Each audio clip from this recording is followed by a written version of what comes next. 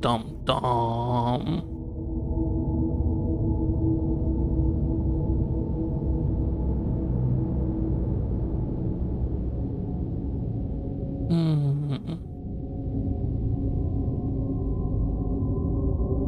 Don't know what's going on.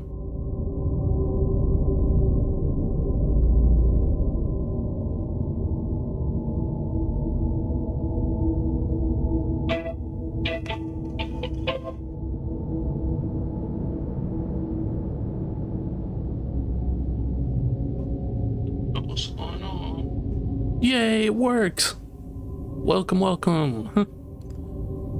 Hey, Shar, how you been?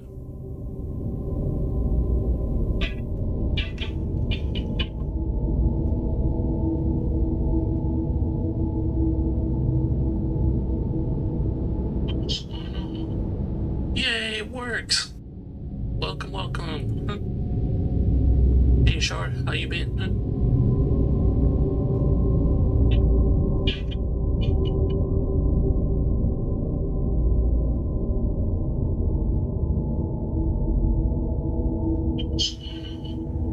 Yay, it works! Welcome, welcome. Hey, Shar, how you been?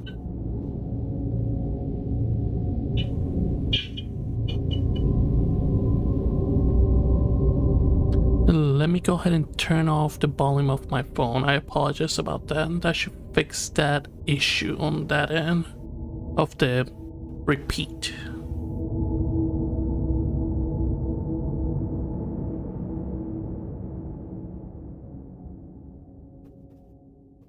Hope you had a good Halloween, Ashar.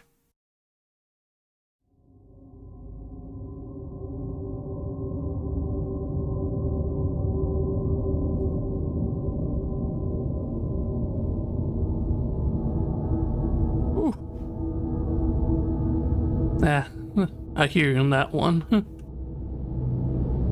Hopefully the volume is not way too loud for you on your end, or you don't keep hearing an echo like earlier.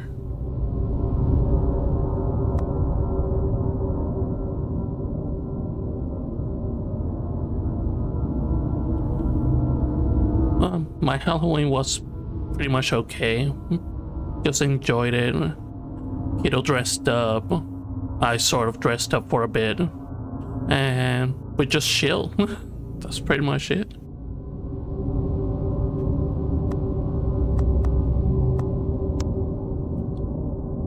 Dagon is a faithful interactive adaptation of H.P. Lovecraft's work. Focus on story and atmosphere. You will not find difficult choices, action sequence, or inventory management here, and movement is limited to progressing through locations along with the plot. Oh snap! I am writing this under an appreciable mental strain, since by tonight I shall be no more. Whoa!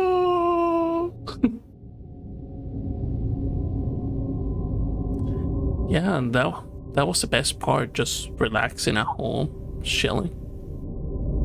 Can't complain.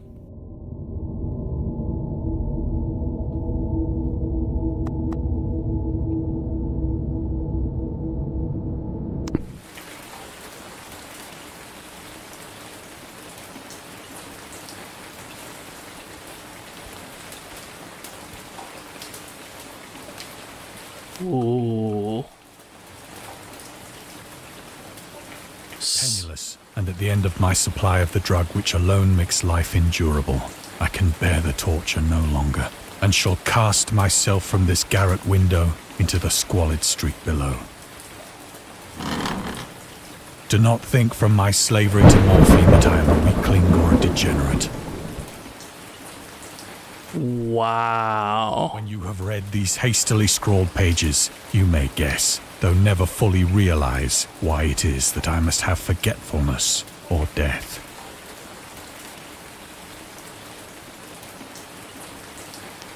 Let's get that ink. It was in one of the most open and least frequented parts of the broad Pacific that the packet of which I was supercargo fell a victim to the German sea raider.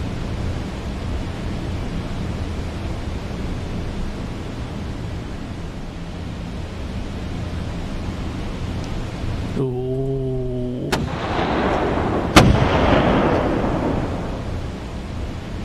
The Great War was then at its very beginning, and the ocean forces of the Hun had not completely sunk to their later degradation. Wow. So that our vessel was made a legitimate prize, whilst we of her crew were treated with all the fairness and consideration due us as naval prisoners.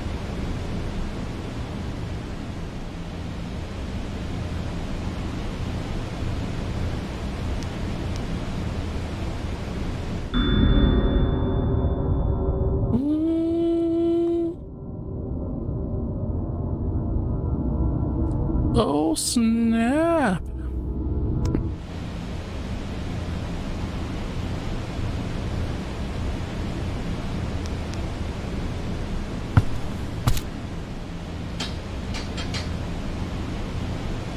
So liberal, indeed, was the discipline of our captors, that 5 days after we were taken, I managed to escape alone in a small boat with water and provisions for a good length of time. Damn right, I better have food if I'm gonna run away or something. Make sure I get that food. When I finally found myself adrift and free, I had but little idea of my surroundings.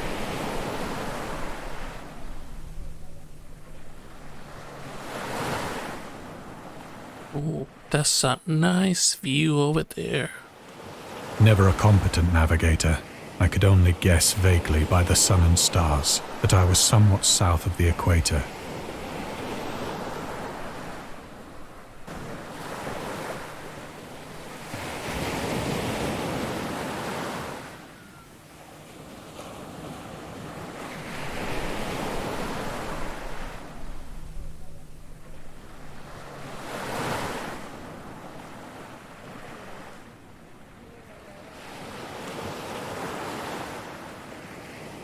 South of the equator. Of the longitude, I knew nothing, and no island or coastline was in sight.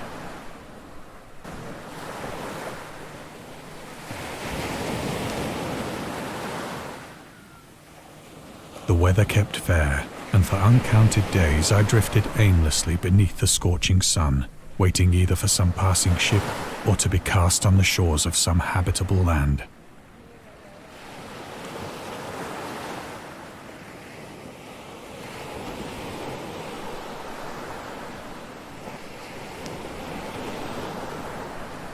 But neither ship nor land appeared, and I began to despair in my solitude upon the heaving vastness of unbroken blue.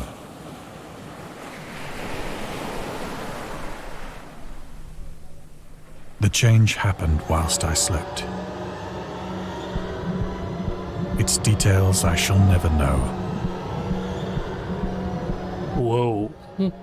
for my slumber, though troubled and dream-infested, was continuous.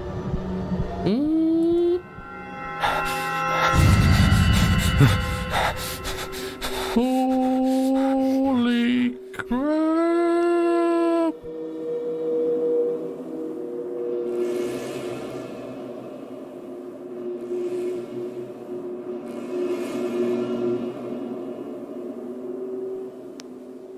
When at last I awoke, it was to discover myself half sucked into a slimy expanse of hellish black mire, which extended about me in monotonous undulations as far as I could see, and in which my boat lay grounded some distance away. Though one might well imagine that my first sensation would be of wonder at so prodigious and unexpected a transformation of scenery, I was in reality more horrified than astonished. I'll be horrified too with this. For there was in the air and in the rotting soil a sinister quality which chilled me to the very core.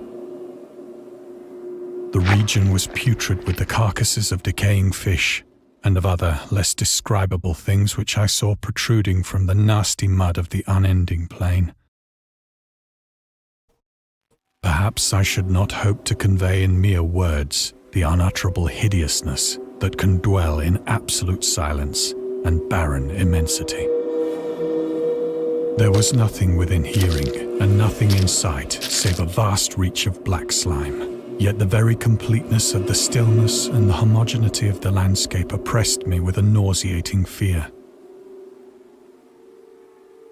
Wow.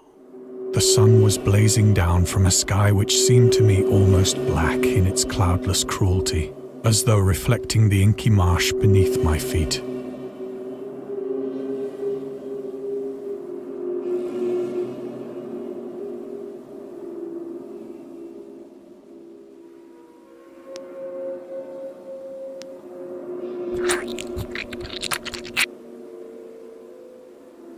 As I crawled into the stranded boat, I realized that only one theory could explain my position. Through some unprecedented volcanic upheaval, a portion of the ocean floor must have been thrown to the surface, exposing regions for which innumerable millions of years had lain hidden under unfathomable watery depths. So great was the extent of the new land which had risen beneath me that I could not detect the faintest noise of the surging ocean, straining my ears as I might. Nor were there any seafowl to prey upon the dead things.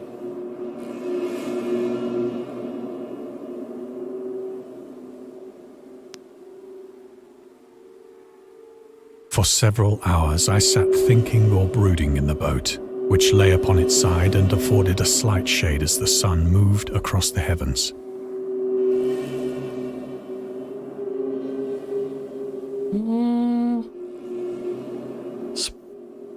Being stuck here for hours? Not cool at all. As the day progressed, the ground lost some of its stickiness and seemed likely to dry sufficiently for traveling purposes in a short time. That night I slept but little, and the next day I made for myself a pack containing food and water, preparatory to an overland journey in search of the vanished sea and possible rescue.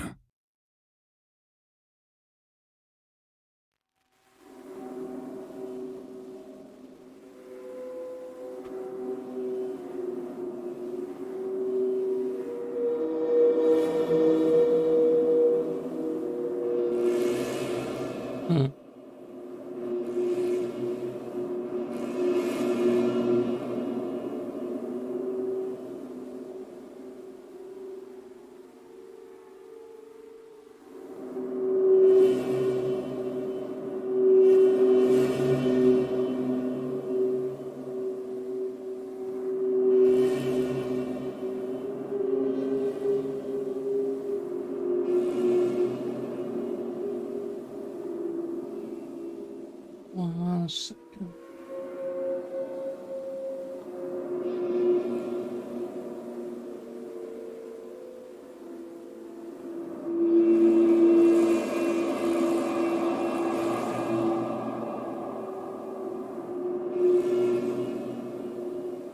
And that should make things better.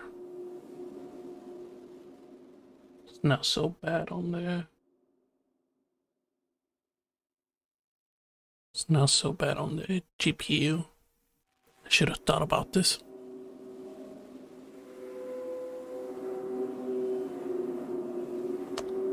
Well, the thing is, the game is,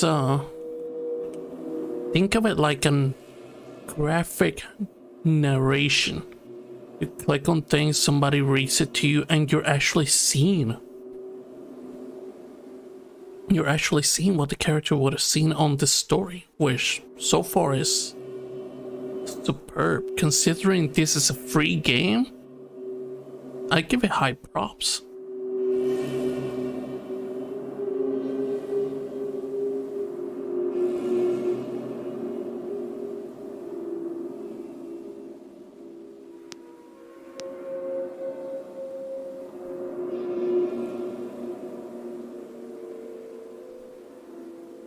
Hey Outrun, how you been, man?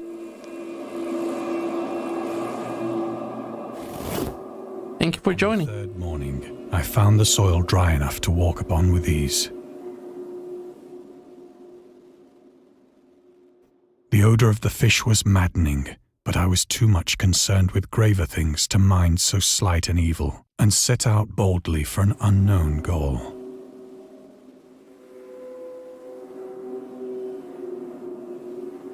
Like I was mentioning, is you don't have to do anything. Just click on things to continue the story, and they will do it for you. All day I forged steadily westward, guided by a faraway hummock which rose higher than any other elevation on the rolling desert.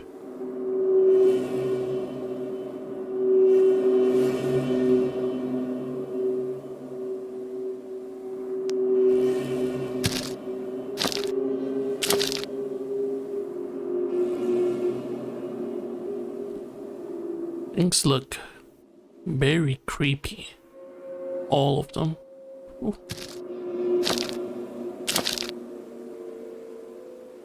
That night, I encamped, and on the following day still travelled toward the hummock, though that object seemed scarcely nearer than when I had first espied it.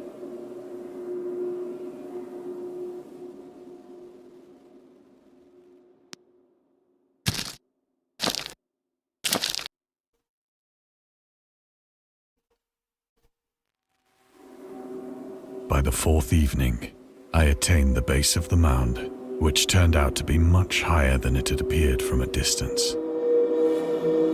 An intervening valley setting it out in sharper relief from the general surface. Appreciate y'all stopping by. Too weary to ascend, I slept in the shadow of the hill. I know not why my dreams were so wild that night. But ere the waning and fantastically gibbous moon had risen far above the eastern plain,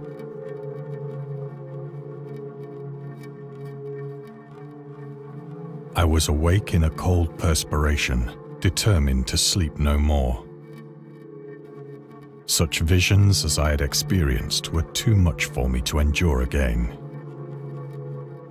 Oh, it's almost like somebody's reading you a creepypasta while showing you this amazing movie. And in the glow of the moon, I saw how unwise I had been to travel by day.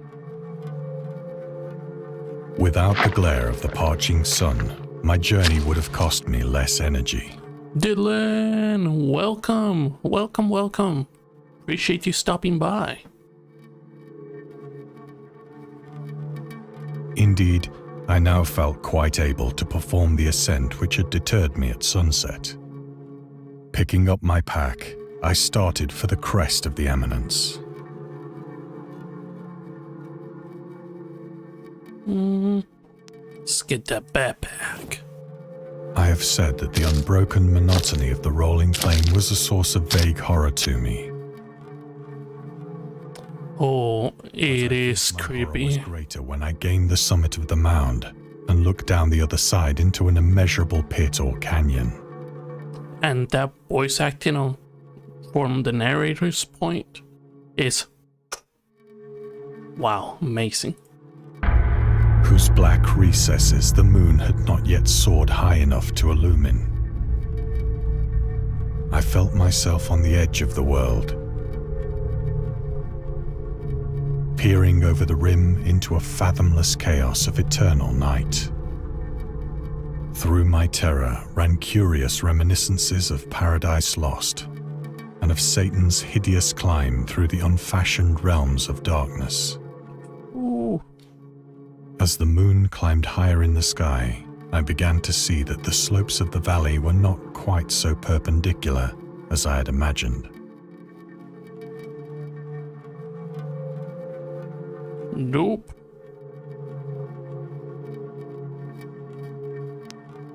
Ledges and outcroppings of rock afforded fairly easy footholds for a descent,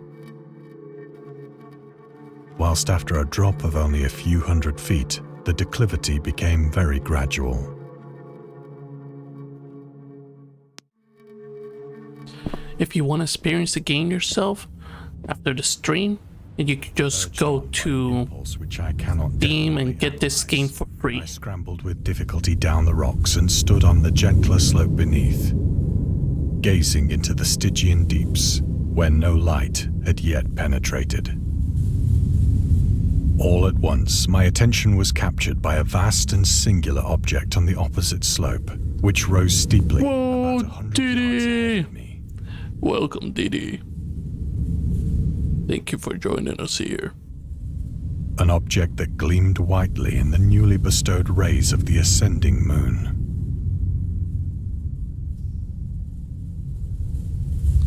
That shit is creepy as hell.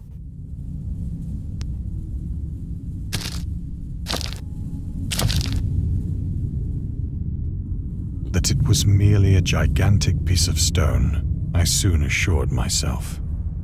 But I was conscious of a distinct impression that its contour and position were not altogether the work of nature.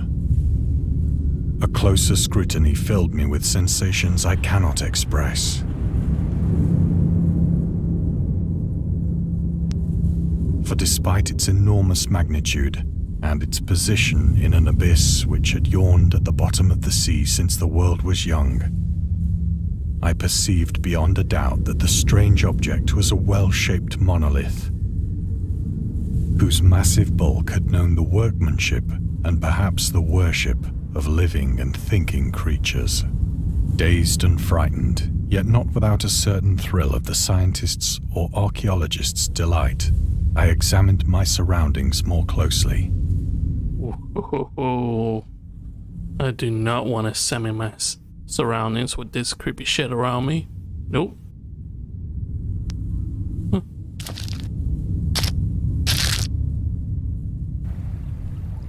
The moon, now near the zenith, That's shone dope, huh? weirdly and vividly above the towering steeps that hemmed in the chasm. Is it gonna be whatchamacallit, D&D or something like that? And revealed the fact that a far-flung body of water flowed at the bottom, winding out of sight in both directions and almost lapping my feet as I stood on the slope. Across the chasm, the wavelets washed the base of the cyclopean monolith, on whose surface I could now trace both inscriptions and crude sculptures.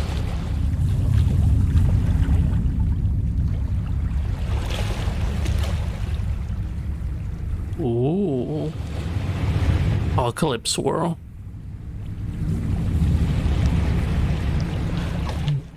The writing was in a system Let me know how it goes. unknown to me, and unlike anything I'd ever seen in books. Consisting for the most part of conventionalized This is actually fishes, eels, free character created by whales, and the like. by a person I just followed on Twitter recently. I forgot their name. I will have to add it on the description once this stream is over. But so, the great thing about it is that it just lets you use it for free, unlike the other ones that I found that either A, cost money, or you can only use them by yourself, for yourself, and no uploading or any of that. This guy, he tells you, you want to use it, just go for it. Just credit me, and if you want to modify it, go for it. Several characters obviously represented marine things which are unknown to the modern world, but whose decomposing forms I had observed on the ocean-risen plain. It was the pictorial carving, however, that did most to hold me spellbound.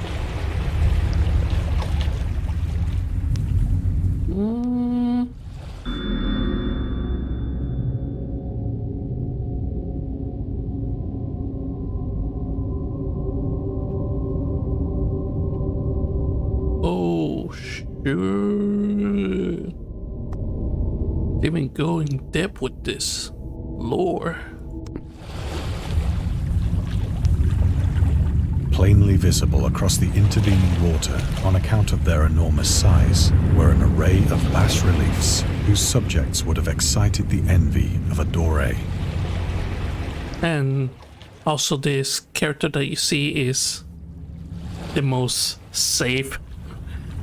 I'm saying that with quotation marks, and it doesn't look like either male or too feminine. It's something that I could use, and I could still say I'm a dude, and people will be like, "Oh, cool, you're a dude with long hair." I miss my long hair. I think that these things were supposed to depict men, at least a certain sort of men. Though the creatures were shown disporting like fishes. Hey sis, thank you for stopping by. Or paying homage at some monolithic shrine, which appeared to be under the waves as well. Of their faces and forms I dare not speak in detail, for the mere remembrance makes me grow faint. Grotesque beyond the imagination of a Poe or a Bulwer. They were damnably human in general outline, despite webbed hands and feet, shockingly wide and flabby lips. Okay. Out of the 4 pictures that they show, only this one over here on the left looks human. Top one over here, not human at all. Looks kind of creepy. This one would look like a cool mask for Halloween. Also, happy Halloween, y'all. And the bottom one, well, we all know who the bottom one is. Glassy, bulging eyes, and other features less pleasant to recall. Curiously enough, they seem to have been chiseled badly out of proportion with their scenic background. For one of the creatures was shown in the act of killing a whale, represented as but little larger than himself. Whoa.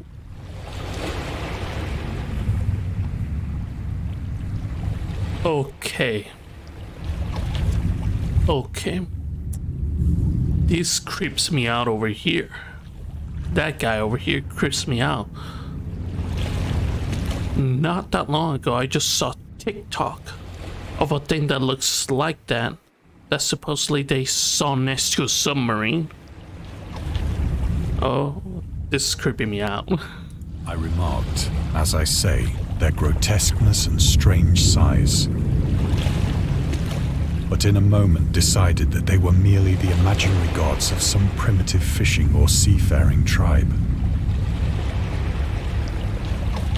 Some tribe whose last descendant had perished eras before the first ancestor of the Piltdown or Neanderthal man was born. In other words, a long time ago, before human was made or created. Awestruck at this unexpected glimpse into a past beyond the conception of the most daring anthropologist, I stood musing whilst the moon cast queer reflections on the silent channel before me. Sure, go ahead and enjoy the game. Let me know how it goes on a DM later. How it plays, maybe. Take care, and once again, happy Halloween. Appreciate you stopping by, fam. Then, suddenly, I saw it. With only a slight churning to mark its rise to the surface, the thing slid into view above the dark waters.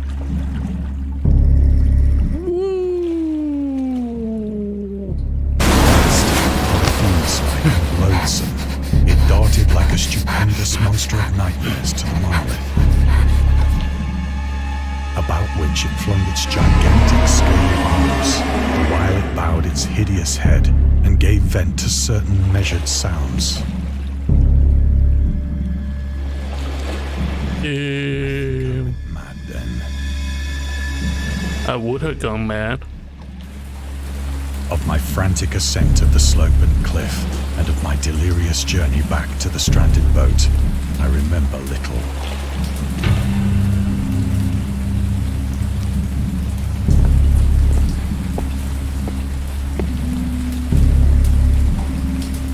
I believe I sang a great deal and laughed oddly when I was unable to sing. Damn, he just went straight up bullocks.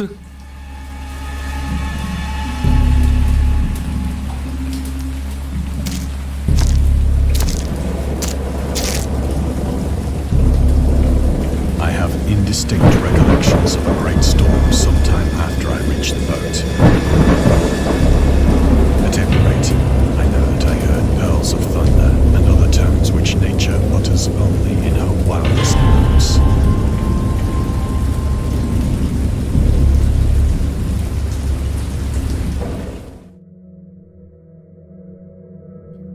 Yeah, it's just When I came out of the shadows, I was in a San just Francisco click hospital. and let it guide you through Brought this thither by creepy the ass captain of the shit. American ship which had picked up my boat in mid-ocean. In my delirium, I had said much, but found that my words had been given scant attention. It's 31 minutes so Of any far. land upheaval Oh, in the Pacific, my rescuers straight knew up nothing. killing this narration. This guy is doing just amazing. Nor did I deem it With his voice necessary acting. to insist upon a thing which I knew they could not believe.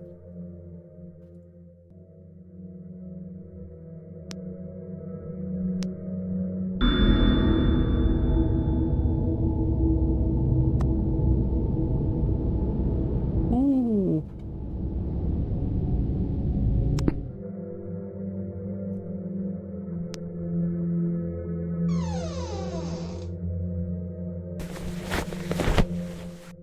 Once I sought out a celebrated ethnologist and amused him with peculiar questions regarding the ancient Philistine legend of Dagon, the fish god.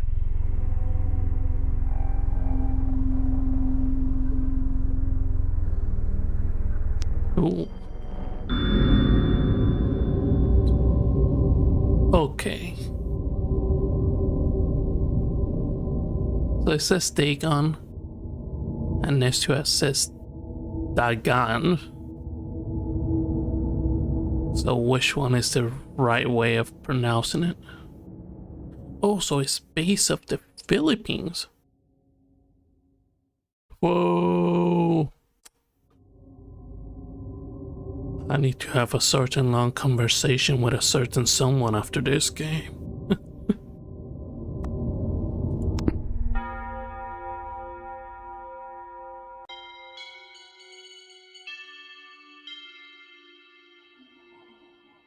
Where else am I supposed to go? Or do? Can I actually walk right now?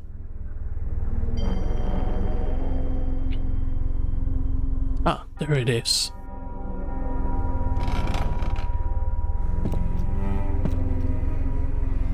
But soon perceiving that he was hopelessly conventional, I did not press my inquiries.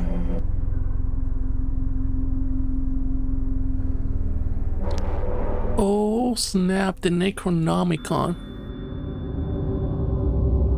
Oh, they're throwing you some tidbits over here. Info. I dig this. I will actually be reading this to my heart's content if this was not a live stream. Just chilling and reading it slow for me to enjoy it.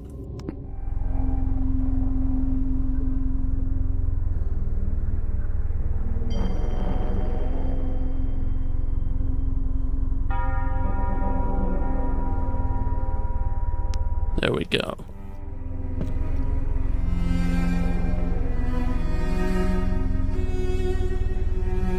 My apologies on the lag. I'll make sure to fix that next time I stream something.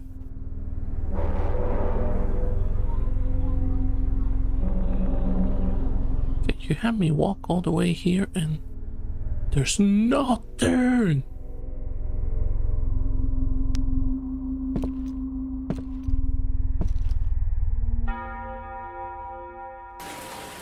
It is at night, especially when the moon is gibbous and waning, that I see the thing.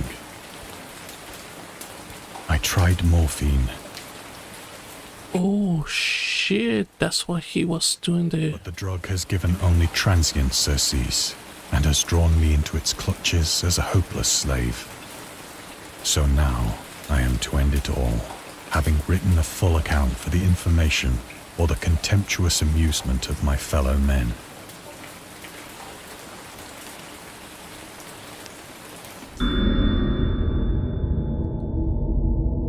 Oh.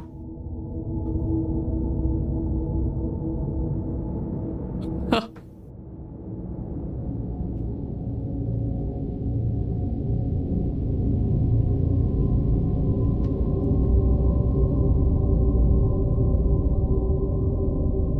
Oh, that's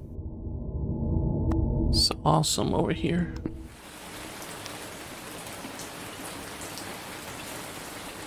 Once again, thank y'all for stopping by and just hanging out with me for a bit, I ask myself, even if it is for a could couple not all have minutes. been a pure phantasm, a mere freak of fever as I lay sun-stricken and raving in the open boat after my escape from the German man of war.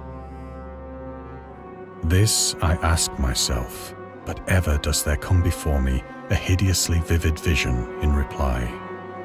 I cannot think of the deep sea without shuddering at the nameless things that may at this very moment be crawling and floundering on its slimy bed, worshipping their ancient stone idols and carving their own detestable likenesses on submarine obelisks of water-soaked granite. I dream of a day when they may rise above the billows to drag down into their reeking talons the remnants of puny, war-exhausted mankind. Of a day when the land shall sink and the dark ocean shall ascend amidst universal pandemonium.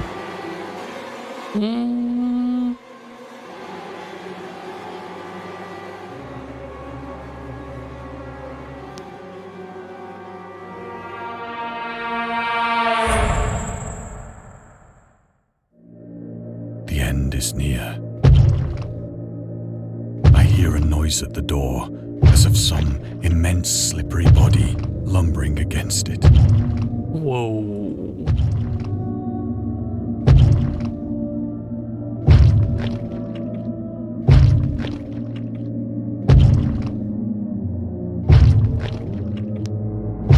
It shall not find me.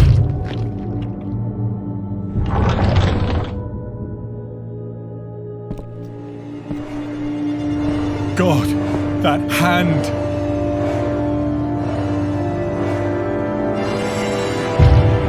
The window! The window!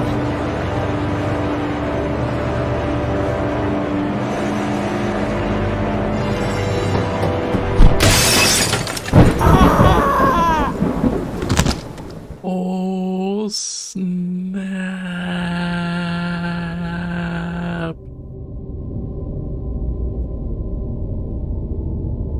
38-minute game of nothing but awesomeness over here.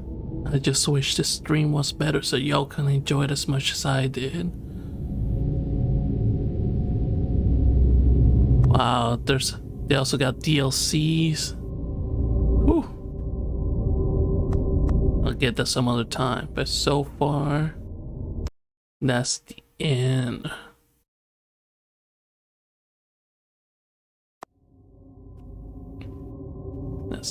That's the end over here.